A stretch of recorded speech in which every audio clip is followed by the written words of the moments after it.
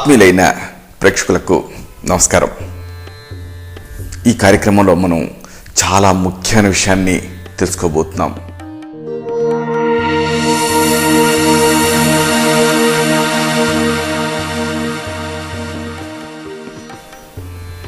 గుండె సామర్థ్యాన్ని తగ్గించేసే heart failure. ఎంతో మంది ఈ సమస్యతో బాధపడుతూ ఉంటారు. అయితే హార్ట్ అంటంతోనే కంగారు పడుతూ ఉంటారు. అయితే అసలు హార్ట్ ఫెయిల్యూర్ అంటే ఏమిటి, ఎందుకు వస్తుంది, దీనికి సంబంధించి ఆయుర్వేద దృక్పథం ఏమిటి, ఒకవేళ ఈ సమస్య మీకుంటే ఎలాంటి జాగ్రత్తలు తీసుకోవాలి, ఎలాంటి నివారణ పద్ధతులు తీసుకోవాలి, అన్నిటికీ మించి దీనికి మీ వంతు మీరుగా చేసుకునేటటువంటి గృహ చికిత్సలు ఏమిటి, వీటన్నిటిని తెలుసుకుందాం. ఆయుర్వేదంలో ఆయాసాన్ని కలిగించే పరిస్థితుల్ని 5 ప్రధాన విధాలుగా విభజించారు. వీటి సమూహాన్ని శ్వాస అనే పేరుతో పిలిచారు. వీటిల్లో మహాశ్వాస, ఊర్ధ్వశ్వాస అనే వ్యాధుల వర్ణన సరిగ్గా ఈ హార్ట్ ఫెయిల్యూర్ వ్యాధి లక్షణాలతో సరిపోతుంది.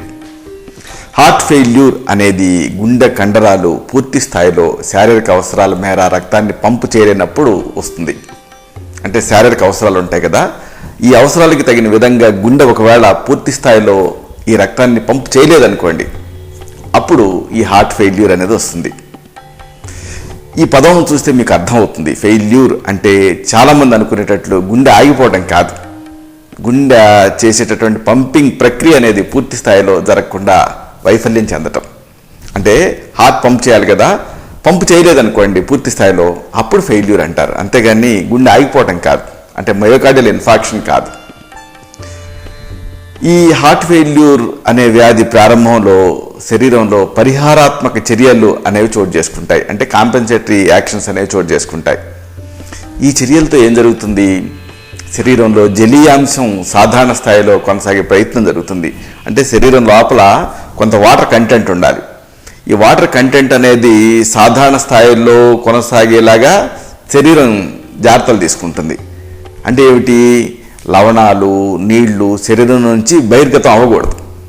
అవ్వకుండా ఉండటం అనేది కాంపెన్సేటరీ మెకానిజం అనమాట. అంటే లవణాలు బయటకు వెళ్ళిపోకూడదు, అలాగే నీళ్లు బయటకు వెళ్ళిపోకూడదు.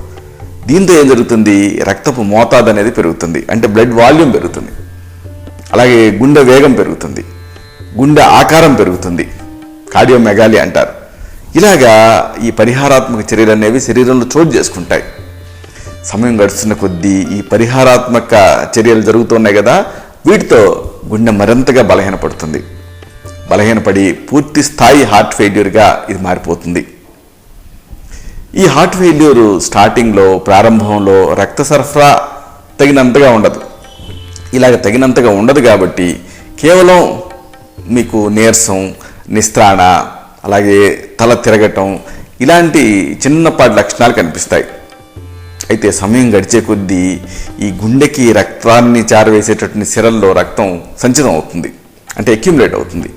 దీంతో ఏం జరుగుతుంది, ఊపిరితిత్తులు ఉంటాయి కదా, ఈ ఊపిరితిత్తుల్లో అలాగే శరీరంలో ఇతర భాగాలలో నీరు చేరుతుంది. నీరు చేరటం వల్ల ఇప్పుడు ఊపిరితిత్తుల్లో నీరు లేకపోతే ఫ్రీగా గాలి పీల్చుకుంటారు, కానీ నీరు చేరింది కాబట్టి ఆయాసం అనేది వస్తుంది. కాబట్టి ఈ ఆయాసం అనేది హార్ట్ ఫెయిల్యూర్లో ఒక ముఖ్యమైనటువంటి లక్షణం. దీన్నే కార్డియాక్ ఆస్తమా అనే పేరుతో పిలుస్తూ ఉంటారు. అయితే అసలు ఈ సమస్య ఎందుకు వస్తుంది, దీనికి దారితీసే కారణాలు ఏమిటి, వీటిని తెలుసుకోవడం చాలా ముఖ్యం. వీటిని తెలుసుకుందాం.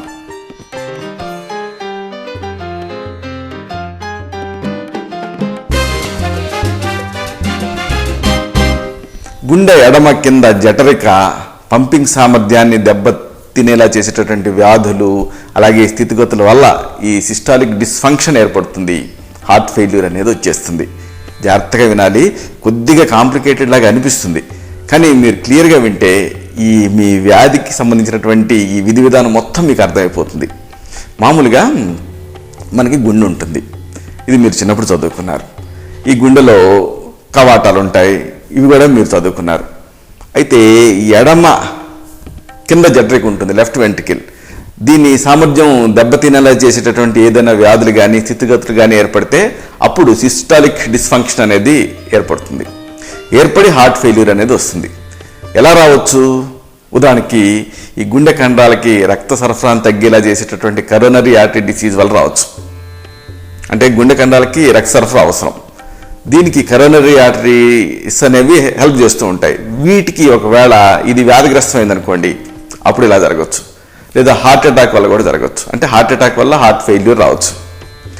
ఇక మరొక కారణం ఏంటంటే ఎక్కువ రక్తపోటు ఉండటం, అలాగే డయాబెటీస్ ఉండటం, అలాగే థైరాయిడ్ వ్యాధులు ఉండటం, వీటి వల్ల కూడా ఇలాగా డిస్ఫంక్షన్ వచ్చేస్తుంది. అలాగే గుండె కండరాలు ఒకవేళ వ్యాధిగ్రస్తం అవటం వల్ల చోటు చేసుకునేటువంటి కార్డియోమయోపతి కానీ, మయోకార్డైటిస్ కానీ, ఇలాంటి వ్యాధుల వల్ల కూడా ఇలాగా హార్ట్ ఫెయిల్యూర్ వస్తుంది. ఇక కొకెయిన్ లాంటి మత్తు మందుల వాడకం వల్ల కూడా ఈ గుండె కండరాలు దెబ్బతింటాయి. ఆ తర్వాత హార్ట్ ఫెయిల్యూర్ వస్తుంది.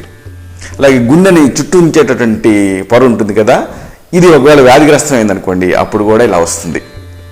ఇక పుట్టుకతోనే కొంతమందికి గుండె జబ్బులు ఉంటాయి. ఇలాంటి వాళ్ళలో కూడా ఈ హార్ట్ ఫెయిల్యూర్ అనేది వస్తుంది. అలాగే గుండె కవాటాలు దెబ్బతిన్నా కానీ ఈ సమస్య వస్తుంది.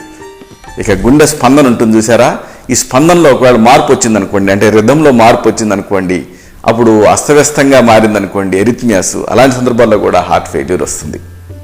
ఇక ఈ ఓల్డ్ ఏజ్, వృద్ధాప్యం, ఇలాగ ఓల్డ్ ఏజ్లో వయసు పెరిగే కొద్దీ గుండె కండరాలు మృదుత్వాన్ని కోల్పోతాయి. ఇలాగా స్మూత్నెస్ని కోల్పోవటం వల్ల గట్టిగా మారతాయి కాబట్టి గుండె నిండుగా ఈ రక్తం అనేది చారదు కాబట్టి హార్ట్ ఫెయిల్యూర్ వస్తుంది. ఇక కొంతమందిలో గుండె ఎడమ కింద జఠరిక రక్తంతో నిండాల్సిన సామర్థ్యం తగ్గిపోతుంది. దీన్ని డయాస్టాలిక్ డిస్ఫంక్షన్ అంటారు. ఇప్పుడు మనం ఇప్పటివరకు చెప్పుకుంది సిస్టాలిక్ డిస్ఫంక్షన్, కానీ ఇప్పుడు మనం చెప్పుకోబోయేది డయాస్టాలిక్ డిస్ఫంక్షన్. అంటే గుండె ఎడమ కింద జఠరిక ఉంటుంది, ఇది రక్తంతో నిండాల్సిన సామర్థ్యం దీనికి తగ్గిపోతుంది. అప్పుడు కూడా ఈ సమస్య వస్తుంది. కాబట్టి దీంతో అనేక సమస్యలు ఉత్పన్నం అవుతూ ఉంటాయి. ఇలాగా ఈ సమస్యల వల్ల హార్ట్ ఫెయిల్యూర్ అనేది వస్తుంది. ఎలాగా ఉదాహరణకు అధిక రక్తపోటు వల్ల ఇలా జరగవచ్చు, అలాగే కరోనరీ ఆర్టరీ వ్యాధి వల్ల జరగవచ్చు, అలాగే గుండె కవాటాల సమస్యల వల్ల జరగవచ్చు. ఇలాంటి వాటన్నిటి వల్ల ఈ హార్ట్ ఫెయిల్యూర్ అనేది వచ్చేస్తుంది. కొన్నిసార్లు కొన్ని ప్రత్యేకమైన అంశాలు దీనికి ప్రేరకాలుగా పనిచేస్తాయి. అప్పుడు ఈ ఊపిరితిత్తుల వాపు అనేది జరుగుతుంది, పల్మనరీ ఎడిమా. అలాగే స్పృహ తప్పుతారు, కార్డియోజెనిక్ షాక్ అంటారు. ఇలాంటి ప్రమాదభరితమైనటువంటి ఇక్కట్లు వచ్చేస్తాయి. సరే, ఇవన్నీ కారణాలు. అయితే హార్ట్ ఫెయిల్యూర్ అన్నాం కదా, ఎలా తెలుస్తుంది ఈ సమస్య మీకు ఉన్నట్లు? అంటే కొన్ని లక్షణాల ద్వారా ఈ హార్ట్ ఫెయిల్యూర్ని మీరు గుర్తుపట్టచ్చు. ఈ లక్షణాలు తెలుసుకుందాం.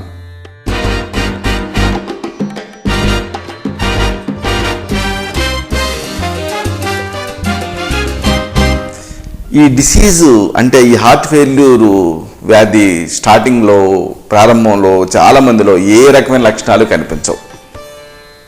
అయితే ఒకవేళ మీరు ఏదన్నా బరువైన పని చేశారనుకోండి, శారీరక శ్రమ చేశారనుకోండి, అప్పుడు మీకు శ్వాస పూర్తిగా అందదు, అంటే అని పీల్చుకోవాల్సి వస్తుంది. ఎందుకు అంటే ఈ గుండె కండరాలు శక్తిని కోల్పోయాయి. శక్తిని కోల్పోయిన ఈ గుండె కండరాలు పూర్తి స్థాయిలో రక్త సరఫరా చేయవద్దు కాబట్టి, అంటే ఈ పంపింగ్ యాక్షన్ సరిగ్గా వీటికి ఉండదు కాబట్టి నిస్త్రాణగా అనిపిస్తుంది. శరీరానికి రక్తం ద్వారా అందాల్సిన పోషక తత్వాలు సమృద్ధిగా అందవు, ఎందుకంటే హార్ట్ సరిగ్గా పంపు చేయట్లేదు కాబట్టి.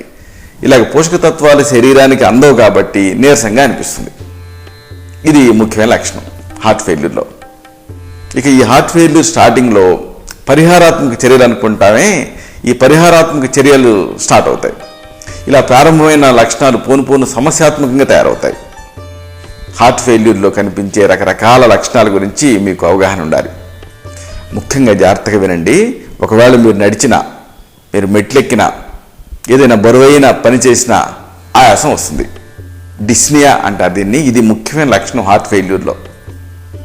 ఈ తరహా ఆయాసంలో బలవంతంగా మీరు ఊపిరి పీల్చుకోవాల్సి వస్తుంది.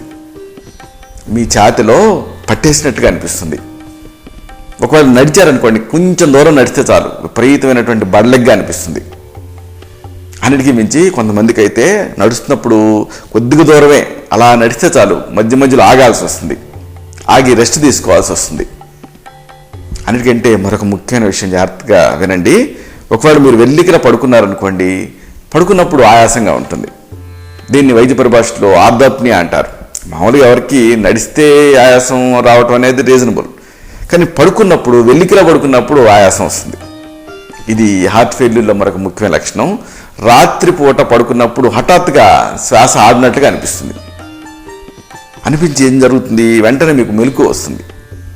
దీన్ని వైద్య పరిభాషలో పారాసిజమల్ నాక్టర్నల్ డిస్నియా అంటారు. పారాసిజమల్ నాక్టర్నల్ అంటే ఏంటంటే రాత్రిపూట వచ్చేది, అంటే రాత్రిపూట వచ్చేటటువంటి ఆయాసం హఠాత్తుగా ఊపిరి ఆగిపోవటం వల్ల వస్తూ ఉంటుంది.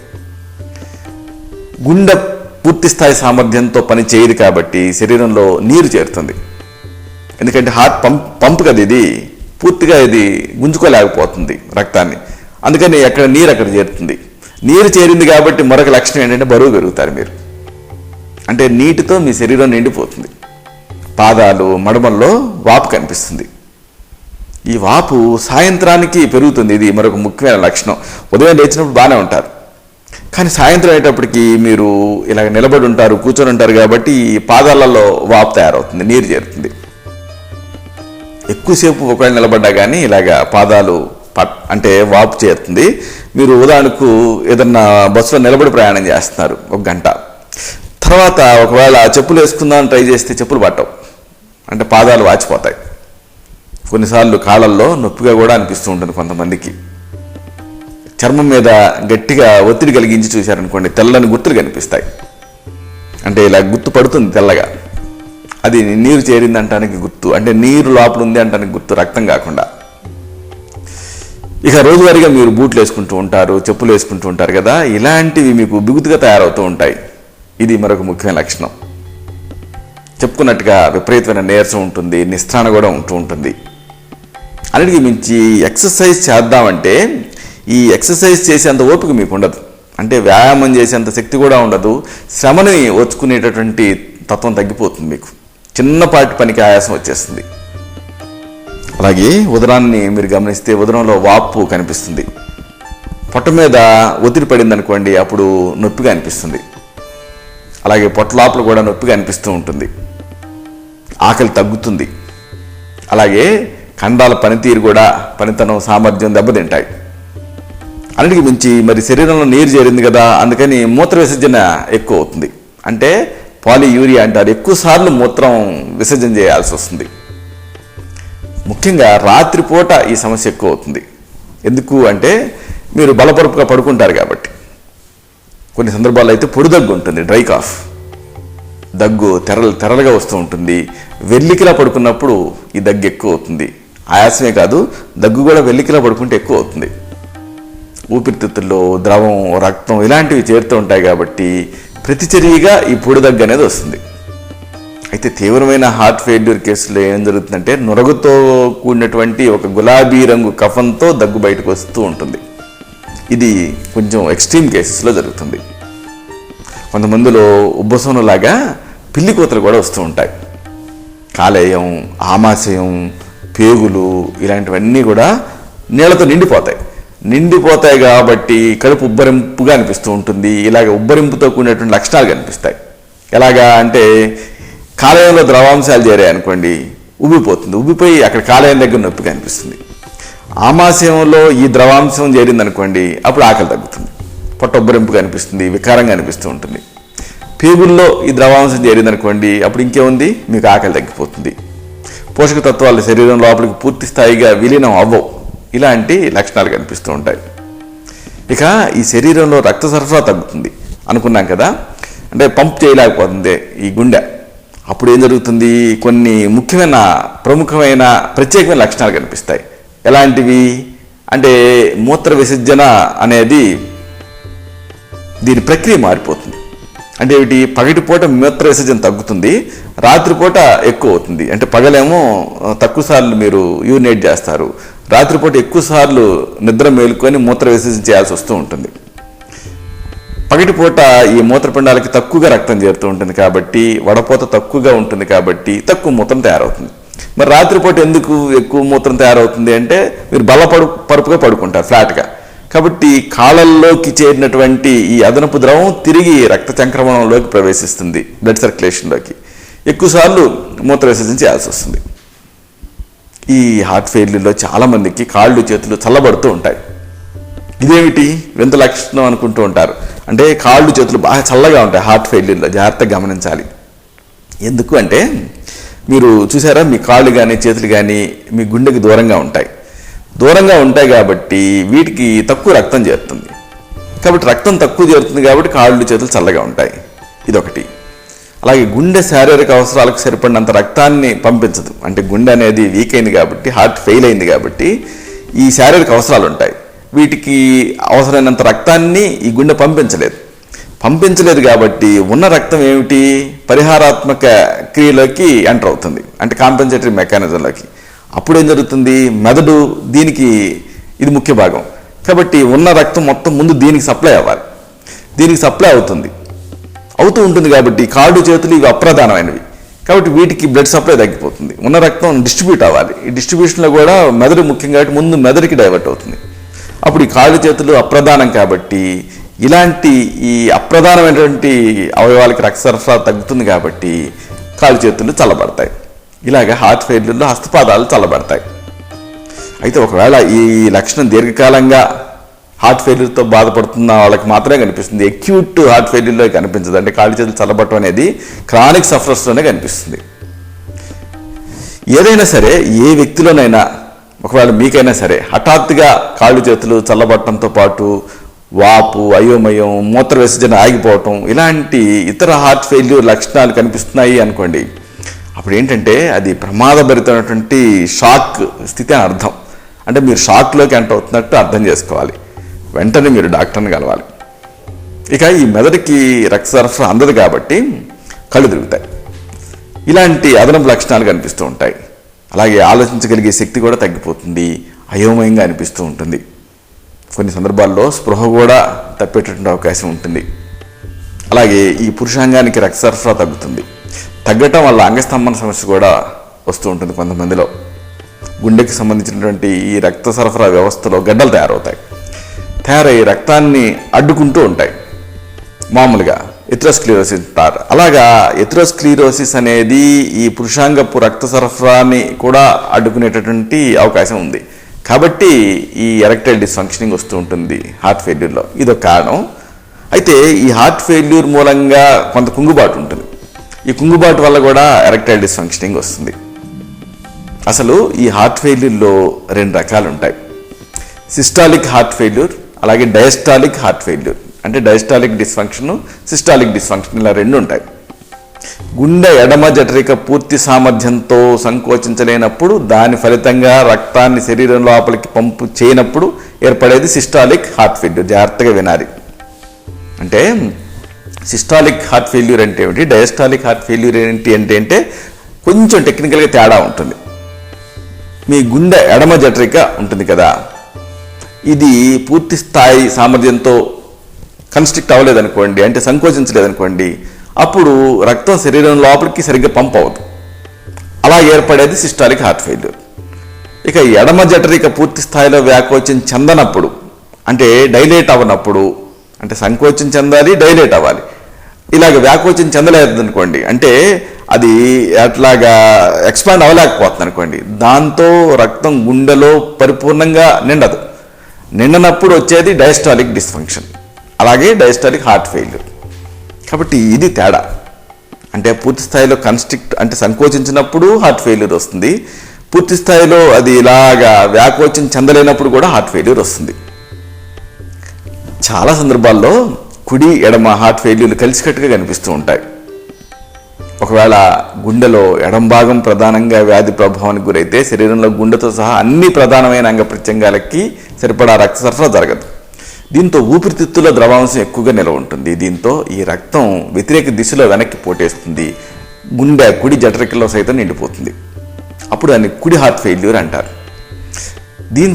దీని కాన్సిక్వెన్సెస్ ఏం జరుగుతాయంటే, గుండెకి చెడు రక్తాన్ని చారేసే రక్తనాళాల్లో సైతం రక్తం నిలిచిపోతుంది, శరీరంలో వాపు కలుగుతుంది. ఈ హార్ట్ ఫెయిల్యూర్ వ్యాధిలో గుండె పంపింగ్ సామర్థ్యం తగ్గుతుంది. ఇది మొత్తంగా మనం గ్రహించాల్సింది. దీంతో శరీరానికి రక్త సరఫరా తగ్గుతుంది. దీన్ని అర్థం చేసుకోవాలి. అలాగే రక్తం ఇంకా ఇతర ద్రవాంశాలు వెనక్కి పోటేసి సిరల్లో ఊపిరితిత్తుల్లో సంచితం అవుతాయి, అనేక ఇక్కట్లు కలుగుతాయి. వయసు పెరుగుతున్న కొద్దీ గుండె కండరాల సామర్థ్యం తగ్గుతూ ఉంటుంది. కాబట్టి ఈ వ్యాధి అంటే ఈ హార్ట్ ఫెయిల్యూర్ అనేది వయసు మళ్ళిన వాళ్ళలో ఎక్కువగా కనిపిస్తుంది. అయితే చిన్నపిల్లల్లో కూడా కనిపించవచ్చు. ముఖ్యంగా గుండెకి సంబంధించిన ఏవైనా లోపాలు ఉన్నాయనుకోండి పిల్లల్లో, అలాంటి పిల్లల్లో హార్ట్ ఫెయిల్యూర్ ఎక్కువగా కనిపించే అవకాశం ఉంటుంది. నీటిని తోడే పంపింగ్ ప్రక్రియలు మనందరికీ తెలిసినవే, మీరు గమనించే ఉంటారు. మొదట ఏం జరుగుతుంది, నీరు భూమి అడుగు నుంచి భూమి ఉపరితలం మీద ఉండేటటువంటి పంపు లోపలికి చేరుతుంది. తర్వాత రెండో విడతలో ఏం జరుగుతుంది, పంపు నుంచి నీళ్లు పైకి వెళ్తాయి. గుండెని పంపుతో పోల్చవచ్చు. గుండె ప్రధాన విధి ఏమిటి, రక్తాన్ని శరీరం అంతా సరఫరా అయ్యేలాగా పంపు చేయటం. అంటే సిరల నుంచి రక్తం గుండెకి చేరడాన్ని మొదటి ప్రక్రియతో పోల్చాలి. అలాగే గుండె అరల లోపలికి చేరినటువంటి ఈ రక్తం సర్వ శరీరానికి సరఫరా జరగటం అనేది రెండోది. ఈ రెండో ప్రక్రియతో పోల్చవచ్చు. గుండె పూర్తి సామర్థ్యంతో పనిచేయనప్పుడు హార్ట్ ఫెయిల్యూర్ అనేది వస్తుంది. దీంతో శరీరాంతర్గత కణజాలాలకు రక్త సరఫరా తగ్గిపోతుంది. అలాగే గుండెకి చేరాల్సినటువంటి రక్తం కూడా ఎక్కడిదక్కడే అక్యుములేట్ అయిపోతూ ఉంటుంది, సంచితం అవుతూ ఉంటుంది. అంటే సిరలు రక్తంతో నిండిపోతూ ఉంటాయి. ఇలా నిండిపోవటాన్ని వైద్య పరిభాషలో కంజెషన్ అంటారు. అందుకే ఈ వ్యాధికి కంజెస్టివ్ హార్ట్ ఫెయిల్యూర్ CHF అనే పేరుతో పిలుస్తారు ఈ వ్యాధిని. దీనికి ఆయుర్వేదంలో ఆహారపరమైన, విహారపరమైన, ఔషధపరమైనటువంటి చికిత్సలు అనేకం ఉన్నాయి. వీటి మనం తెలుసుకోబోతున్నాం. అయితే ఈ హార్ట్ ఫెయిల్యూర్ని పోలిన లక్షణాలు కలిగించే వేరే వ్యాధులు ఉంటాయి, వేరే స్థితిగతులు ఉంటాయి. ఈ డిఫరెన్షియల్ డయాగ్నోసిస్ మీద కూడా మీకు అవగాహన ఉండాలి.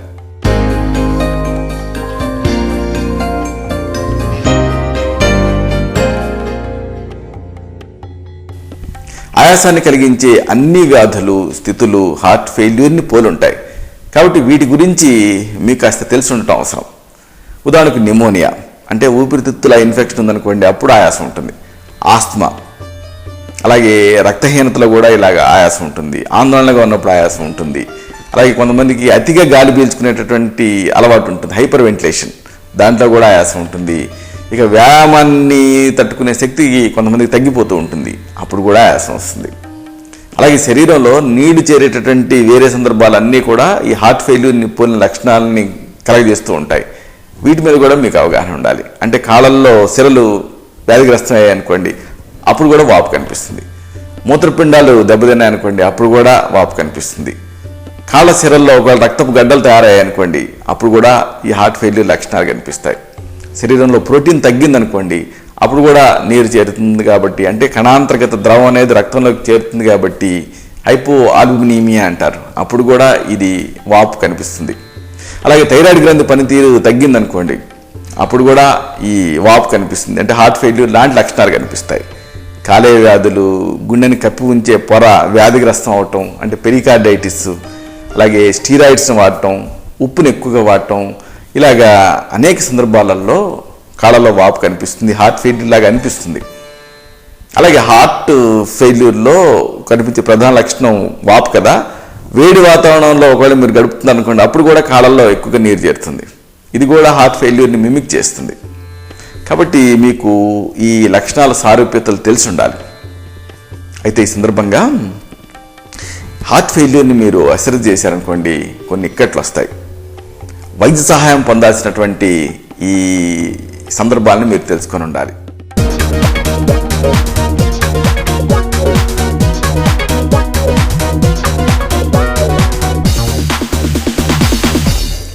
హార్ట్ ఫెయిల్యూర్ దీర్ఘకాలం నుంచి కొనసాగుతూ ఉందనుకోండి, కంటిన్యూ అవుతూ ఉందనుకోండి, అప్పుడు చాలా రకాల కాంప్లికేషన్స్ వచ్చే అవకాశం ఉంటుంది.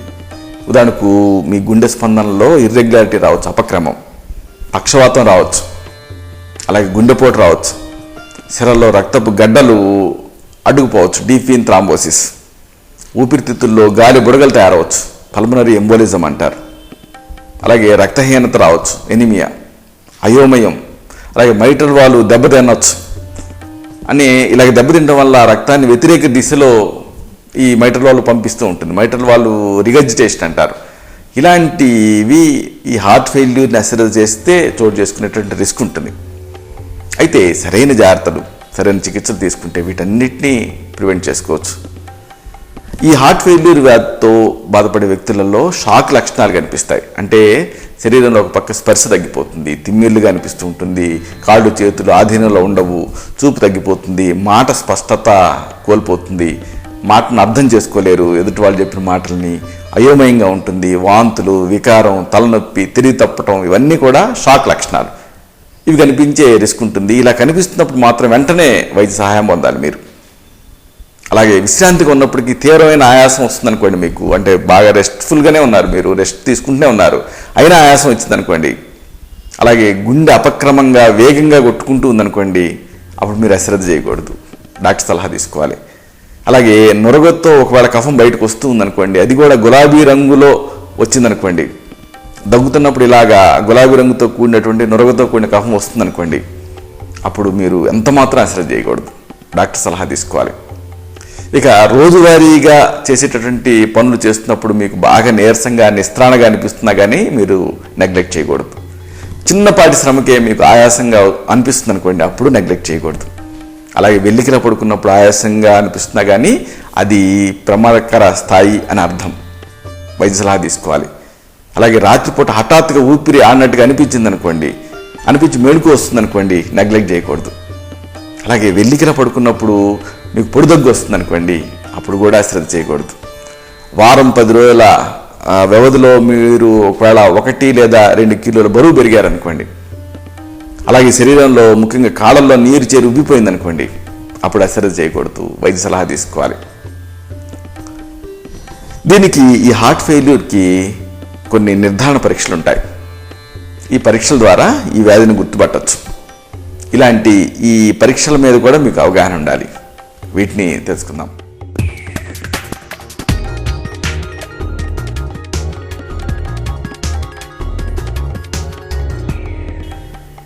ఎందుకంటే ఈ పరీక్షలు అనేవి హార్ట్ ఫెయిల్యూర్ని నిర్ధారించడానికి అవసరపడతాయి. వీటిలో మీ శారీరక లక్షణాన్ని పరీక్షించడం అనేది ముఖ్యమైనటువంటి పరీక్ష. ఉదాహరణకు మీ రక్తపోటు చూస్తాం, నాడి వేగం చూస్తాం, ఇవి చాలా ముఖ్యం. అలాగే మెడలో సిరలు ఉబ్బిపోయి కనిపిస్తున్నాయేమో చూస్తాం. ఇక ఈ గుండె కుడి భాగం దెబ్బతిన్నప్పుడు అంటే రైట్ హార్ట్ ఫెయిల్యూర్లో కొన్ని ముఖ్యమైన లక్షణాలు కనిపిస్తాయి. మెడలో సిరలు ఉబ్బిపోయి కనిపిస్తాయి. ఉదరాన్ని నొక్కి చూసామనుకోండి, మెడలో సిరలు ఉబ్బుతాయి. అలాగే ఊపిరితిత్తుల్లో, గుండెలో కొన్ని శబ్దాలు వస్తూ ఉంటాయి. ఇలాగే వీటిల్లో జనించే శబ్దాల్ని వినాల్సి ఉంటుంది మేము. అలాగే ఊపిరితిత్తుల లోపల పిల్లి కోతలు ఇలాంటివి వినిపిస్తున్నాయా అనేది శ్రద్ధతో విని చూడాల్సి ఉంటుంది. ఈ గుండెలో 2 కవాటాలు మూసుకుపోవటం కూడా ఒక కాంప్లికేషన్ అనుకున్నాం. ఇలాగా ఈ మూసుకుపోవటం వల్ల వినిపించే 2 రకాల శబ్దాలని S1, S2 అంటారు. ఇవే కాకుండా అదనంగా మరో 2 రకాల శబ్దాలు కూడా వినిపిస్తే, అంటే S3, S4 కూడా వినిపిస్తే హార్ట్ ఫెయిల్యూర్ ఉన్నట్టు అర్థం చేసుకోవాలి. ఈ ఉదరాన్ని వేళ్లతో తాటించి లోపల నీరుందేమో చూస్తాం. అలాగే కాలేయం మీద అంటే ఈ కుడివైపు పక్కటెముకల కింద భాగంలో నొక్కి నొప్పి ఉందేమో చూస్తాం. గుండె కుడి పక్కన గదుల లోపలికి చేరేటువంటి రక్తం కాలేయం ద్వారా ప్రయాణం చేస్తుంది. కాబట్టి గుండె ఇలాగ ఫెయిల్ అయినప్పుడు, గుండె వైఫల్యం చెందినప్పుడు కాలేయంలో వాపు తయారవుతుంది. పాదాల మీద, కాళ్ళ మీద బొటన వేలుతో నొక్కి చూస్తాం. గుంట పడుతుందేమో గమనిస్తాం. ఒకవేళ గుంట పడింది అనుకోండి, అది హార్ట్ ఫెయిల్యూర్ అని అర్థం. అంటే హార్ట్ ఫెయిల్యూర్ మూలంగా ఈ పాదాల్లో నీరు చేరిందని అర్థం. అలాగే మీ శారీరక బరువు కూడా చూస్తాం. ఇక ఈ వ్యాధిలో కొన్ని రక్త పరీక్షలు కూడా అవసరం అవుతాయి. ఉదాహరణకు రక్త కణాల పరిస్థితిని తెలియజెప్పేటటువంటి CBP అనేది అవసరం. అంటే కంప్లీట్ బ్లడ్ పిక్చర్. దీంట్లో ఎర్ర రక్త కణాల సంఖ్య తక్కువగా ఉందనుకోండి, అది రక్తహీనత అని అర్థం. తెల్ల కణాల సంఖ్య ఎక్కువగా ఉందనుకోండి, ఇన్ఫెక్షన్ ఉన్నాయని అర్థం. వీటితో ఈ హార్ట్ ఫెయిల్యూర్ తీవ్రత ఎక్కువ అవుతుంది. కాబట్టి వీటికి చికిత్స చేయాల్సి ఉంటుంది. ఇక రక్తంలో ఉండే సీరం క్రియాటినిన్ అనే పదార్థాన్ని కూడా పరీక్ష చేస్తాం. ఒకవేళ ఇది ఎక్కువగా ఉందనుకోండి, అప్పుడు కిడ్నీలు వ్యాధిగ్రస్తమైనట్టు అర్థం. ఇలాంటి సందర్భాల్లో శరీరంలో కనిపించే వాపుకి హార్ట్ ఫెయిల్యూర్ కాకుండా కిడ్నీ వ్యాధి కారణమయ్యే అవకాశం ఉంటుంది.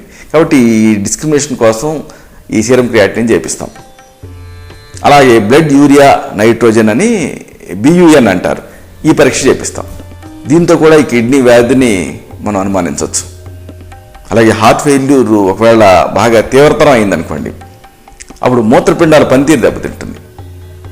సీరం ఆల్బుమిన్ అనే ప్రోటీన్ పదార్థం కోసం కూడా పరీక్ష చేయాల్సి ఉంటుంది. అప్పుడు ఒకవేళ ఇది రక్తంలో మరీ తక్కువగా ఉందనుకోండి, అప్పుడు శరీరంలో కనిపించే వాపుకి హార్ట్ ఫెయిల్యూర్ కంటే పేగులు, కాలేయం, మూత్రపిండాల వ్యాధుల గురించి ఆలోచించాల్సి ఉంటుంది. డిఫరెన్షియల్ డయాగ్నోసిస్ కోసం దీన్ని టెస్ట్ చేస్తాం. ఇక థైరాయిడ్ గ్రంథి పనితీరు నెమ్మదించింది అనుకోండి, హైపోథైరాయిడిజం అంటారు. లేదా వేగవంతమైంది అనుకోండి, హైపర్ థైరాయిడిజం అంటారు. ఇలాంటి 2 సందర్భాల్లో కూడా హార్ట్ ఫెయిల్యూర్ అనేది వస్తుంది. కాబట్టి థైరాయిడ్ స్టిమ్యులేటింగ్ హార్మోన్ దీన్ని పరీక్ష చేయడం కూడా అవసరం. ఈ వ్యాధిలో కాలేయంలో నీరు చేరుతుంది, లివర్ పనితీరు దెబ్బతింటుంది. కాబట్టి కాలేయాన్ని పరీక్షించడానికి లివర్ ఫంక్షన్ టెస్టులు అనేవి అడ్వైజ్ చేస్తూ ఉంటాం. టెస్ట్ ఫలితాలు ఒకవేళ పెరిగిపోయి కనిపించాయి అనుకోండి లివర్ ఫంక్షన్ టెస్టులు, అప్పుడు ఈ కాలేయం ఒత్తిడికి గురైందని అర్థం. హార్ట్ ఫెయిల్యూర్ ఉన్నప్పుడు ఎక్కువగా చేరినటువంటి ఈ నీళ్ళని బయటికి పంపించడం అవసరం. పంపించడం కోసం మూత్రాన్ని జారీ చేసేటటువంటి మందులు అవసరం అవుతూ ఉంటాయి. అయితే ఈ నేపథ్యంలో శరీరంలో సోడియము, మెగ్నీషియము, పొటాషియం ఇలాంటివి తగ్గిపోయే అవకాశం కూడా ఉంటూ ఉంటుంది. ఎందుకంటే మూత్రంతో పాటు వెళ్ళిపోతాయి. కాబట్టి వీటి విలువల్ని తెలుసుకోవడం అవసరం. దీనికి సీరం ఎలక్ట్రోలైట్ పరీక్ష అనేది అవసరం అవుతూ ఉంటుంది.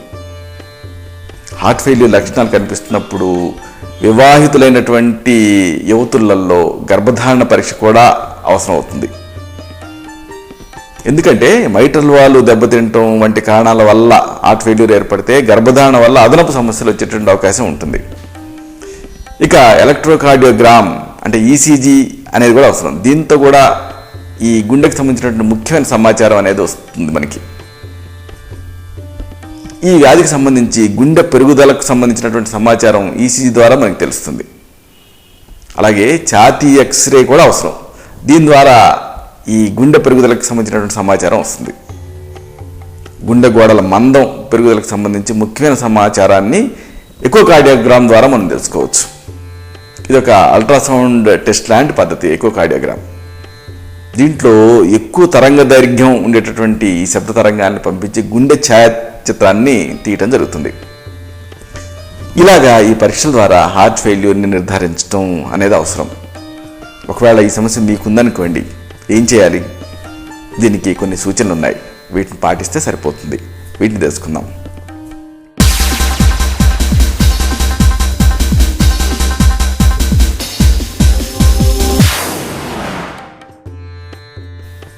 హార్ట్ ఫెయిల్యూర్లో శరీరంలో నీరు చేరి గుండె మీద ఎక్కువ భారం పడుతుంది. కాబట్టి మూత్రాన్ని జారీ చేసే మందుల్ని వాడుకోవాలి. వాడుకోవడంతో పాటు ద్రవాహారాన్ని నియంత్రించుకోవాల్సి ఉంటుంది. ద్రవాహారాల మొత్తాన్ని లెక్కగా తీసుకోవాలి మీరు. అంటే కరిగిపోయి ద్రవంగా మారే ఐస్ క్రీములు ఇలాంటి వాటిని కూడా మీరు ద్రవాహారాల కిందనే లెక్కేయాలి. ద్రవాహారాలని రోజు మొత్తం మీద విడగొట్టి తీసుకోండి. మీరు ఒకే సమయంలో తీసుకోకండి. తీసుకున్నారనుకోండి ఎక్కువ మొత్తాల్లో తీసుకునే ప్రమాదం ఉంటుంది.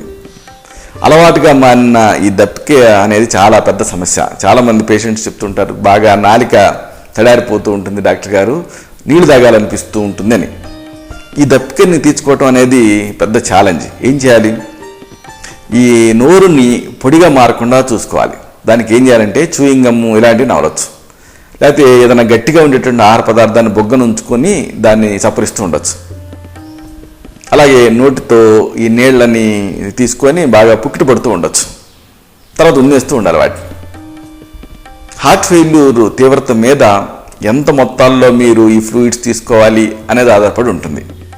ఒకవేళ మీరు 2 లీటర్ల నీటిని తీసుకోవాలి అని నేను చెప్పాను అనుకోండి, అంటే మిమ్మల్ని అన్నిటిని లెక్కించి, అప్పుడు ఈ 2 లీటర్ల నీళ్ళు ఎలా తీసుకోవాలి అంటే దీనికి ఒక పద్ధతి ఉంది. అంటే మీరు తీసుకుంటున్నటువంటి ఆహారం మొత్తాన్ని కొలవాలి. ఏం చేస్తారంటే ముందు మీకు 2 లీటర్ల నీళ్ళు తీసుకోమని చెప్పాను అనుకోండి, అప్పుడు ఈ మొత్తాన్ని అంటే ఈ 2 లీటర్ల నీళ్ళని ఒక పాత్రలో పోయండి. ఎంతవరకు పాత్ర నిండిందో మార్కు చేసుకోండి. తర్వాత ఆ నీళ్ళను వంపేయండి. ఇప్పుడు మీరు తాగే ప్రతి పానీయాన్ని అంతే మోతాదుల్లో ఆ పాత్రలో కూడా పోస్తూ ఉండండి. అంటే మీరు ఒక గ్లాస్ నీళ్ళు తాగారనుకోండి, ఒక గ్లాస్ నీళ్ళు ఆ పాత్రలో పోయండి. మీరు తీసుకోదగిన మొత్తానికి ఈ ద్రవాహారాలు చేరుకున్నాయి అనుకోండి, అంటే 2 లీటర్లకి చేరుకున్నాయి అనుకోండి, ఇక ఆ తర్వాత ఆ ద్రవాహారాలను మానేయండి, అంటే తీసుకోవద్దు. ఇలా చేస్తే రోజుకి మీరు ఎంత ద్రవాహారాలని ఏ విధమైన రూపాల్లో తీసుకోవచ్చో మీకు అర్థమైపోతుంది. ఇలాగ మీరు తీసుకునే ఫ్లూయిడ్స్ని రెస్ట్రిక్ట్ చేసుకోవచ్చు. ఈ హార్ట్ ఫెయిల్యూరు అలాగ పురోగమిస్తున్న కొద్దీ గుండె పంపింగ్ సామర్థ్యం తగ్గిపోతుంది. దీంతో రక్తం కిడ్నీలకు తగిన ఒత్తిడితో చేరుకోదు. దీంతో ఈ కిడ్నీలు రక్తం లోపల ఉండేటువంటి సోడియం లాంటి పదార్థాన్ని సమర్థవంతంగా బయటికి పంపించలేవు. అంటే ఒత్తిడి తగ్గుతుంది కాబట్టి వడపోత తగ్గుతుంది. దీంతో శరీరం లోపల ద్రవంతో పాటు సోడియం ఎక్కువ మొత్తాల్లో సంచితం అవుతూ ఉంటుంది. ఇది మరింత నీటిని ఆకర్షిస్తుంది. కాబట్టి ఈ వ్యాధిలో సోడియంని నియంత్రించడం అనేది ప్రధానం. ఏం చేయాలి? దీనికి 3 అంచెలు ఉన్నాయి. ముందు ఉప్పుని టేబుల్ సాల్ట్ రూపంలో ఎక్కువగా వేసుకోవడం తగ్గించేయండి. ఇక రెండో విడత కూరల్లో, అన్నంలో ఈ ఉప్పుని కలపడం అనేది తగ్గించేయండి. ఇక మూడో విడతలో ఏం చేస్తారు? ఈ సోడియం తక్కువగా ఉండే ఆహారాన్ని మాత్రమే ఎంచుకొని వాడుకోండి. రోజుకి 2 గ్రాములకు మించి ఈ సోడియం తీసుకోకూడదు. మీరు ప్రాసెస్ చేసిన చిప్స్, సూప్స్, పిజ్జాలు, నిల్వ చేసిన ఆహార పదార్థాలు, రెస్టారెంట్లో తయారయ్యే పదార్థాలు, వీటిలో సోడియం ఎక్కువగా ఉంటుంది. కాబట్టి జాగ్రత్త పడండి. సోడియం కేవలం ఉప్పులోనే కాదు, వేరే పదార్థాల్లో కూడా, కొన్ని రకాల మందుల్లో కూడా ఉంటుంది. అంటే ఏమిటి? చైనీస్ ఫుడ్స్లో సోడియం ఉంటుంది, మోనోసోడియం గ్లూటామేట్ ఉంటుంది, sodium citrate, sodium sulphate, sodium benzoate, disodium phosphate, ఇలాంటి వాటిలో సోడియం ఉంటుంది. కాబట్టి ఫుడ్ లేబుల్ని మీరు జాగ్రత్తగా చదవండి. సాధ్యంత వరకు తాజా కూరగాయలని, తాజాగా తయారు చేసుకునేటువంటి ఆహార పదార్థాన్ని వాడుకోండి. ముఖ్యంగా టమాటా సాసులు, కచప్లు ఇలాంటివి వాడకండి. ఆహార పదార్థాల రుచిని పెంచడం కోసం ఏం చేస్తారు అంటే, చాలామంది ఉప్పు వేసుకుంటూ ఉంటారు, కానీ ఇక్కడ మీరు ఉప్పు వాడకూడదు. మరి ఏంటి? దీనికి బదులుగా, ఉప్పుకు బదులుగా వెల్లుల్లి వాడుకోవచ్చు, నిమ్మరసం వాడుకోవచ్చు, ఉల్లి వాడుకోవచ్చు, వెనిగర్ వాడుకోవచ్చు, కొత్తిమీర వాడుకోవచ్చు, అల్లం, పుదీనా ఎక్సలెంట్ టేస్ట్ ఉంటాయి. ఇలాంటి వాటిని మీరు ఉప్పుకి ప్రత్యామ్నాయంగా వాడుకోండి రుచి కోసం. అలాగే మరొక విషయం, మినరల్ వాటర్ హ్యాపీగా తాగేస్తుంటారు చాలామంది, కానీ మినరల్ వాటర్లో కూడా సోడియం ఉంటుంది. కాబట్టి జాగ్రత్త పడండి. నిలవ పచ్చళ్ళు, బజ్జీ మిరపకాయలు, అలాగే అప్పడాలు, ఊరగాయలు, వీటన్నిటిలో చాలా ఎక్కువ మొత్తాల్లో ఉప్పు ఉంటుంది. కాబట్టి వీటితో జాగ్రత్తలు తీసుకోండి. వీటిని పరిమితంగా వాడుకోండి. ఒక వెయింగ్ మిషన్ ఇంట్లో ఉంచుకోండి. బరువు దూచుకునే పరికరాన్ని పెట్టుకొని ప్రతిరోజు ఉదయం కాలకృత్యాలు తీర్చుకున్న తర్వాత అల్పాహారానికి, అంటే బ్రేక్ఫాస్ట్కి ముందు మీ బరువు చూసుకుంటూ ఉండండి. 2 రోజుల తేడాతో ఒకవేళ మీరు 1 కిలో బరువు పెరిగారనుకోండి, ఆ విషయాన్ని వెంటనే డాక్టర్ దృష్టికి తీసుకెళ్ళండి.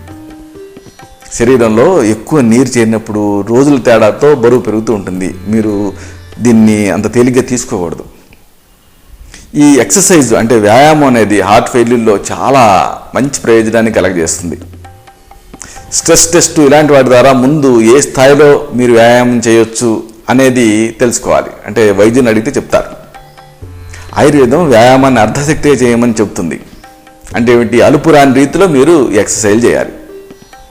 వ్యాయామాన్ని కొత్తలో నెమ్మదిగా మొదలుపెట్టాలి. క్రమంగా దీని వ్యవధిని, అలాగే మోతాదుని పెంచుకుంటూ వెళ్ళాలి. మీరు ఇలా చేస్తే ఏం జరుగుతుంది? శరీరం కొత్త పరిస్థితికి తనని తాను అలవాటు చేసుకుంటుంది. చూడండి, మీరు అలవాటు లేకుండా ఒక అరగంట వేగంగా నడిచారనుకోండి, మొదటి రోజు ఆయాసం వస్తుంది. అయినప్పటికీ 4 రోజులు అలాగే అదే వేగంతో నడిస్తే చివరి రోజులలో మీకు ఆయాసం రాదు. ఎందుకు అంటే కండిషనింగ్ అన్నమాట. అంటే మీ శరీరం దానికి అలవాటు పడింది. అక్లమటైజేషన్. వ్యాయామం విషయంలో మీరు చేరుకోగల గమ్యాలను మాత్రమే నిర్దేశించుకోండి. అంటే మీ వల్ల కాని స్థాయిలో చేయాలనుకోకండి. అప్పుడు మీకు ఈ వ్యాయామం వల్ల మంచి కంటే చెడే జరుగుతుంది. దీంతో టోటల్గా ఈ ఎక్సర్సైజ్ని మీరు వదిలేస్తారు. కాబట్టి మీరు ఎంత చేయగలుగుతారో అంతే డిసైడ్ చేసుకోండి. అంటే 1 నెలలోనే 5-6 కిలోలు తగ్గాలనుకోకండి. కిలో లేదా 2 కిలోలు తగ్గితే చాలు అనుకోండి. వ్యాయామాన్ని వారానికి కనీసం 3 లేదా 5 సార్లు చేస్తే సరిపోతుంది. ఈ 2 సెషన్స్ మధ్య ఒకరోజు ఖాళీ ఉంచితే మంచిది. వ్యాయామం చేయబోయే ముందు మొదటి పావు గంట యోగాసనాలు చేయండి. అప్పుడు కండరాలు సాగుతాయి, శరీరాన్ని వ్యాయామానికి సన్నద్ధం చేస్తాయి.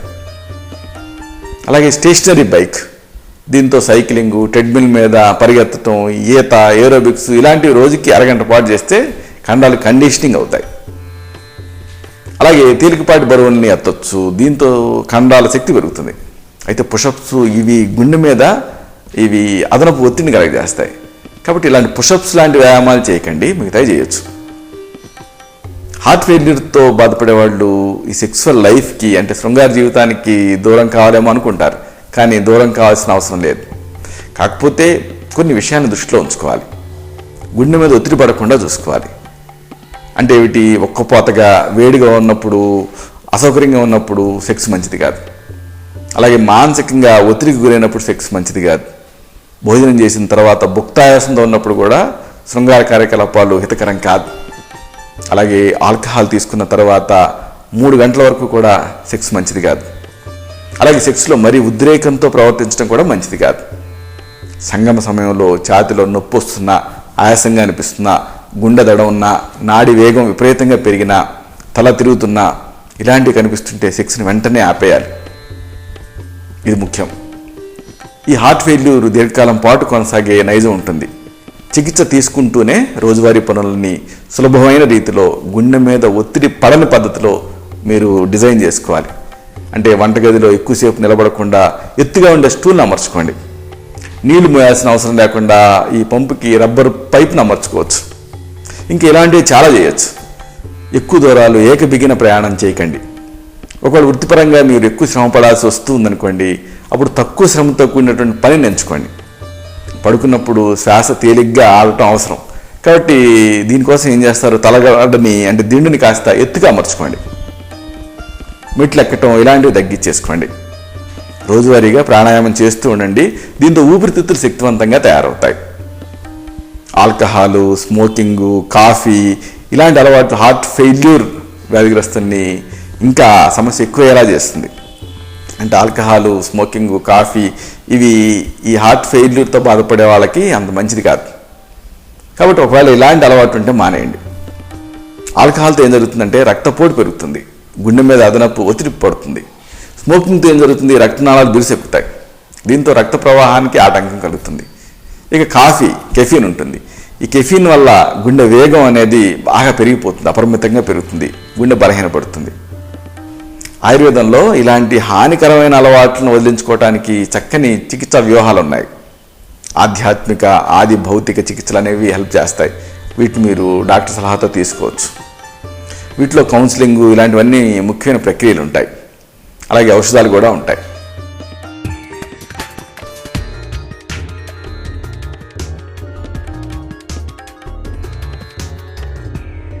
ఈ హార్ట్ ఫెయిల్యూర్లో ఆహారం అనేది చాలా కీలక పాత్ర పోషిస్తుంది. ఆహారంలో కొవ్వు పదార్థాలు మానేయండి. నూనెని తక్కువగా వాడండి. వేపుడు కూరలు చేసేటప్పుడు నాన్ స్టిక్ ప్యాన్లను వాడండి. అడుగు అంటుతుంది అన్న అనుమానం మీకుందనుకోండి, నూనెకి బదులుగా నీళ్ళని, టమాటా రసం ఇలాంటి వాటిని వాడండి. ఈ హార్ట్ ఫెయిల్యూర్లో ఈ మూత్రాన్ని జారీ చేసేటువంటి మందులు వాడుతూ ఉంటారు. అయితే ఈ మందులతో ఈ సోడియంతో పాటు పొటాషియం కూడా శరీరం నుంచి వెళ్ళిపోతూ ఉంటుంది. కాబట్టి పొటాషియం అనేది గుండె కండాల పనితీరుకి సహకరిస్తుంది కాబట్టి, పైగా గుండె స్పందనని క్రమబద్ధీకరిస్తుంది కాబట్టి పొటాషియం అవసరం. అందుకే దీన్ని భర్తీ చేయాలి. దీనికోసం పొటాషియం ఉండేటువంటి ఆహారాన్ని ఎంచుకొని వాడుకోండి. మేక మాంసము, చేపలు, కోడి మాంసం, చిక్కుళ్ళు, గింజలు, పాలు, పాల ఉత్పత్తులు, ఎండిన ఖర్జూరాలు, కిస్మిస్ ఇలాంటి ఇతర డ్రై ఫ్రూట్స్, తాజా పండ్లు, బంగాళదుంపలు, క్యాబేజీ, టమాటా ఇవన్నీ ఇలాంటి కాయగూరలు, ఫ్రూట్స్లో పొటాషియం అనేది ఎక్కువ మొత్తాల్లో ఉంటుంది. సైంధవ లవణంలో కూడా కొద్ది మొత్తాల్లో ఈ పొటాషియం ఉంటుంది. అయితే ఈ పొటాషియం కూడా తగిన మొత్తాల్లోనే వాడాలి, మరి ఎక్కువ కాదు. ఎక్కువైతే దీంతో కూడా మళ్ళీ చిక్కులు వస్తాయి. కాబట్టి వైద్య సలహా మేరకు ఈ పొటాషియాన్ని మీరు వాడుకోండి. ఇక మూత్రాన్ని జారీ చేసేటువంటి మందులతో ఈ పొటాషియంతో పాటు మెగ్నీషియం కూడా వెళ్ళిపోతూ ఉంటుంది. ఈ మెగ్నీషియం ఏమిటి, ఇది పొటాషియంని శరీరంలో నిలకడగా ఉంచుతూ ఉంటుంది. కాబట్టి మెగ్నీషియం కూడా అవసరం, దీన్ని కూడా భర్తీ చేయాలి. అంటే చిక్కుళ్ళు, గింజధాన్యం, ద్విదళ బీజాలు, ముదురు రంగు ఉండేటువంటి ఆకుకూరలు, అలాగే పాలిష్ పట్టని ధాన్యం, వీటిలో మెగ్నీషియం ఎక్కువ ఉంటుంది. వీటిని మీరు వాడుకోవాలి. ఇక ఈ మూత్ర విసర్జక ఔషధాల వల్ల శరీరం నుంచి కాల్షియము, జింకు ధాతువులు కూడా వెళ్ళిపోతాయి. కాబట్టి వీటిని కూడా భర్తీ చేయటం అవసరం.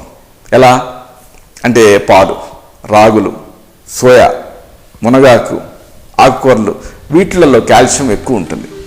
అలాగే రకరకాల మాంసాహారాల్లో పాలు, పాల ఉత్పత్తుల్లో జింకు ఎక్కువ మొత్తాల్లో ఉంటుంది. ఇక ఈ హార్ట్ ఫెయిల్యూర్ వ్యాధిలో విటమిన్లు ఉండేటువంటి ఆహారాన్ని కూడా ఎక్కువ తీసుకుంటూ ఉండాలి. విటమిన్ ఈ కోసం బాదం గింజలు, సోయా చిక్కుడు, పొద్దుతిరుగుడు నూనె, ఆలివ్ నూనె ఇలాంటివి వాడుకోండి. విటమిన్ B6 కోసం మీరు ఒకవేళ మాంసాహారాలు అయితే పోర్కు, కోడి మాంసం ఇలాంటివి వాడుకోవచ్చు. శాకాహారులు అనుకోండి చిక్కుళ్ళు, గింజలు, అరటి ఇలాంటి వాటిని వాడుకోండి. ఇక విటమిన్ B12 అవసరం. ఇది మామూలుగా మాంసాహారము, గుడ్లు, పాల ఉత్పత్తుల్లో ఉంటుంది. అయితే మీరు ఒకవేళ వెజిటేరియన్స్ అనుకోండి, అప్పుడు ఈ B12 శాకాహారంలో అంటే వీళ్ళకి అందదు. అంటే ఎందుకంటే ప్రధానంగా ఈ B12 అనేది నాన్ వెజ్ ద్వారా వస్తుంది. మీరు వెజిటేరియన్స్ అయితే ఈ మాంసాహారాన్ని మీరు తీసుకోకపోతుంటే దీన్ని భర్తీ చేయడం కోసం ఏం చేస్తారంటే అదనంగా తీసుకోండి. అంటే మీరు ఏ టాబ్లెట్స్ రూపంలోనో క్యాప్సూల్స్ రూపంలోనో ఈ B12 తీసుకోవచ్చు. ఇక ఫోలిక్ యాసిడ్ ఇది కూడా అవసరం. దీనికోసం మీరు ముదురు రంగు ఆకుకూరల్ని, అలాగే గింజధాన్యాన్ని, చిక్కుళ్ళని, కమలాపాల రసాన్ని ఇలాంటి వాటిని వాడుకోవచ్చు. దీంట్లో ఫోలిక్ యాసిడ్ ఉంటుంది. ఇక రిబోఫ్లేవిన్ ఇది కూడా అవసరం. దీనికోసం పాల ఉత్పత్తులు, ముదురు రంగు ఆకుకూరలు వీటిని తీసుకోండి. ఒకవేళ మీరు బక్కపలచగా తక్కువ బరువు ఉన్నారనుకోండి, అప్పుడు ఈ కండరాన్ని వృద్ధిపరచడం అవసరం. దీనికోసం ప్రోటీన్లు, క్యాలరీలు ఎక్కువ ఉండేటువంటి వాటిని తీసుకోండి. ప్రోటీన్లని తగిన మొత్తాల్లో తీసుకుంటే చర్మం పైన ఈ వ్రణాలు అంటే బ్లడ్ సోర్స్ తయారు కాకుండా ఉంటాయి. ఈ హార్ట్ ఫెయిల్యూర్ వ్యాధితో బాధపడే వాళ్ళలో సగం మంది పోషకాహార లోపంతో బాధపడుతూ ఉంటారు. అంటే ఆకలి తగ్గటం, పెగుల్లో నీళ్లు జారటం, పోషకతత్వాలు శరీరం లోపలికి విలీనం కాకుండా అడ్డుకుపోతూ ఉండటం, ఆయాసంగా అనిపించటం, అసౌకర్యం, వికారం ఇలాంటి కారణాలు, వీటి వల్ల ఈ పోషకాహార లోపం అనేది వస్తూ ఉంటుంది. దీన్ని నివారించుకోవడానికి మీరేం చేస్తారు? ఆహారాన్ని కొద్ది మొత్తాల్లో ఎక్కువసార్లు అంటే రోజుకి 5-6 విడతలుగా తీసుకుంటూ ఉండండి. ఎక్కువగా నమిలి తినాల్సిన పని లేకుండా అంటే ఇలా మింగగలిగేటట్లుగా ఆహారాన్ని మృదువుగా మెత్తగా తయారు చేసుకొని తినండి. ఆహారాన్ని తీసుకునే ముందు తర్వాత కొద్దిసేపు రెస్ట్ తీసుకోండి. గ్యాస్ని ఎక్కువ చేసే పదార్థాలు ఉంటాయి, వీటిని వాడకండి. అంటే క్యాబేజీ, క్యాలీఫ్లవరు, పచ్చి ఉల్లిపాయలు, కోడిగుడ్లు, చిక్కుళ్ళు, శనగపిండితో చేసినటువంటి పదార్థాలు, వేపుడు కూరలు ఇలాంటివి తగ్గించుకోండి ఒకవేళ మీరు బక్కపలచగా ఉంటే. ఎందుకంటే వీటితో కడుపులో అసౌకర్యం పెరుగుతుంది, ఆహారం పట్ల మీకు విముఖత అనేది ఏర్పడుతుంది, తినలేరు, ఇంకా నీరసపడతారు. అలాగే కారము, పులుపు, మసాలాలు వీటిని కూడా తగ్గించాలి. కొవ్వు లేని ఆహారాన్ని వాడుకోండి. అవసరం అనుకుంటే ఆలివ్ నూనెని డ్రెస్సింగ్ కోసం మీరు వాడుకోవచ్చు. చిరుతిండిగా డ్రై ఫ్రూట్స్ వాడుకోండి. దీంతో మీకు తేలిగ్గా ఉంటుంది, ఉత్సాహంగా, నీరసం రాకుండా ఉంటుంది. ఇక అతి ముఖ్యమైన విషయానికి వస్తున్నాం. ఒకవేళ హార్ట్ ఫెయిల్యూర్ సమస్యతో మీరు బాధపడుతున్నారనుకోండి, దీనికి ఏం చేయాలి? దీనికి సంబంధించిన ఆయుర్వేద చికిత్సా సూత్రాలు తెలుసుకుందాం.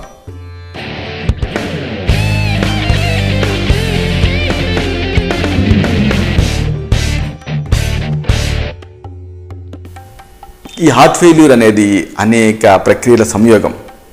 అన్ని కోణాలని దృష్టిలో ఉంచుకొని చికిత్సని ఫార్ములేట్ చేయాల్సి ఉంటుంది. మూత్ర విరజనీయ మూత్రల ఔషధాలని ఇవ్వాల్సి ఉంటుంది. అంటే గోక్షుర, పునర్నవ, వరుణ, శిలాజిత్తు ఇలాంటివి ఇస్తూ ఉంటాం. వీటితో శరీరంలో ఎక్కువగా సంచితమైనటువంటి ఈ ద్రవాంశం బయటికి వెళ్ళిపోతుంది. అప్పుడు గుండె మీద అదనపు ఒత్తిడి తగ్గుతుంది. ఇక లసునాది బట్టి, నవకు గుగ్గులు ఇలాంటివి ఇస్తూ ఉంటాం. ఇవి కొలెస్ట్రాల్ని తగ్గిస్తాయి. తగ్గించడమే కాకుండా యాంటీకోగ్యులెంట్స్గా పనిచేస్తాయి. ఇక కొన్నిసార్లు ప్రభాకర వడ్డీ లాంటి వాటిని ఇస్తూ ఉంటాం. ఈ ప్రభాకర వడ్డీ గుండె స్పందనని క్రమబద్ధీకరిస్తుంది, అంటే యాంటీ ఎరిథ్మిక్గా పనిచేస్తుంది. ఇక గుండె అంతర్గత రక్త సరఫరాను మెరుగుపరచడం అవసరం. దీనికి యాంటీ యాంజైనల్స్ని ఇస్తూ ఉంటాం, అంటే నాగార్జునాభ్రసం ఇలాంటివి ఇస్తూ ఉంటాం. అలాగే కొన్ని సందర్భాల్లో సర్పగంధ ఇలాంటివి సెలెక్ట్ చేసి ఇస్తూ ఉంటాం. ఎందుకంటే దీంతో రక్తపోటు ఒకవేళ ఎక్కువ ఉంటే తగ్గుతుంది. మిరియాలు, పిప్పళ్ళు ఇలాంటివి ఇస్తూ ఉంటాం, కొన్ని సందర్భాల్లో సజెస్ట్ చేస్తుంటాం. ఎందుకంటే రక్తనాళాన్ని ఇవి వ్యాకోచపరుస్తాయి. వ్యాకోచపరచడం ద్వారా అంటే వ్యాసో డైలైటర్స్గా ఇవి పనిచేస్తాయి. ఈ ఔషధ చికిత్సలతో పాటు కొన్ని సందర్భాల్లో సంశోధన చికిత్సలు చేస్తూ ఉంటాం, అంటే పంచకర్మ చికిత్సలు. వీటితో ఈ వ్యాధి అంటే హార్ట్ ఫెయిల్యూర్ అనేది నియంత్రణలో ఉంటుంది, ఇబ్బంది పెట్టకుండా ఉంటుంది. దీనిపైన అంతిమ విజయం సాధించవచ్చు. ఇది హార్ట్ ఫెయిల్యూర్ వ్యాధికి సంబంధించిన సమగ్ర సమాచారం. మళ్ళీ ఇదే కార్యక్రమంలో మనం కలుసుకున్నప్పుడు ఇలాంటి మరొక ఆసక్తికరమైన అంశాన్ని తెలుసుకుందాం. శతం జీవ శరదో వర్ధమానః, శతం హేమంతాన్ శతం వసంతాన్, 100 శరత్తులు, 100 హేమంతాలు, 100 వసంతాలు వర్ధిల్లుతూ జీవించండి. శుభం. డాక్టర్ చిరుమావిళ్ల మురళీ మనోహర్, ఎండి, ఆయుర్వేదం, Raksha ayurvedic center, Sarathi studios road, opposite state home, Ameerpet, Hyderabad 73. Phone 9177445454.